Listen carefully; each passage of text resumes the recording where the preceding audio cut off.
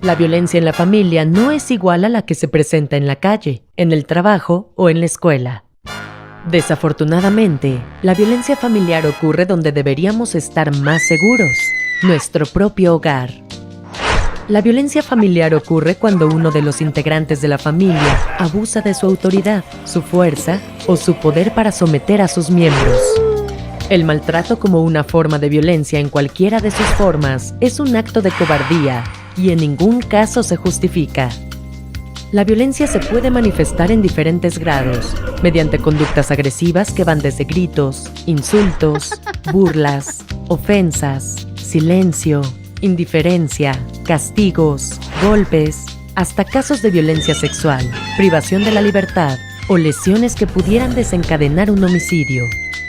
Muchos son los factores que facilitan que el agresor ejerza violencia contra los miembros de su familia, teniendo como base la subordinación económica, moral y emocional de las víctimas con el agresor.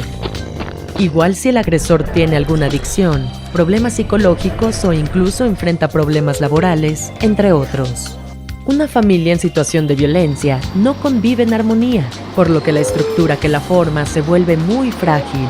Y así, no se disfrutan los grandes momentos que la forman, como el crecimiento de los hijos. No hay solidaridad en las etapas económicas difíciles. No se disfrutan los eventos naturales de una familia, como nacimientos, graduaciones, bodas o vacaciones, por ejemplo. Si aprendemos a reconocer las distintas situaciones que pueden llevarnos a la violencia, podremos resolverlo. El agresor puede ser cualquier miembro del clan y generalmente maltrata a los menores a través de castigos, regaños, coscorrones, jalones o pellizcos. De esta manera, el niño aprende a someterse ante quien es más fuerte que él y lamentablemente también aprende a someter a quien es más débil. A pesar de que promueve y legisla sobre la equidad de género, algunos hombres actuando de manera machista se pueden volver violentos. Si provienen de hogares en los que hubo padres golpeadores, a veces imitan ese modelo de familia y pueden repetir el abuso. Algunos padres educan de forma tradicional, donde a los niños se les enseña a ser fuertes y duros, mientras que las niñas aprenden a ser tiernas, dulces o sumisas. En ambos casos, los castigos verbales y corporales están presentes en su vida bajo la premisa de enseñarlos a obedecer.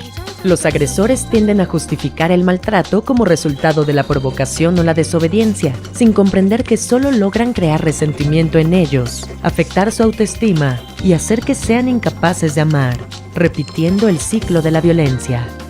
Para reconocernos en la violencia, las personas debemos revisar si las formas que vemos como normales son o no violentas. Por ejemplo, para corregir a nuestros hijos, debemos identificar cómo actuamos con ellos.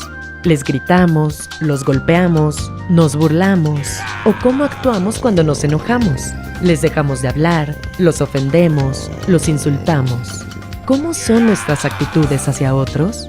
Para saber cómo actuamos ante las diversas situaciones, es fundamental conocer nuestra personalidad, es decir, todas las características, actitudes y rasgos relativamente estables de una persona que son responsables de su comportamiento en diversas situaciones. El ser humano necesita aprender a desarrollar una forma sólida de vida que le permita hacer frente a cualquier situación. Nuestras leyes nos protegen con derechos y oportunidades para desarrollarnos y convivir en una ciudad en armonía y paz. Para que esto sea realidad, debemos evitar la violencia en cualquiera de sus formas, reconociendo los hechos sin paralizarnos ni avergonzarnos, jamás callando. Por el contrario, pidiendo ayuda y, si es el caso, denunciar las situaciones.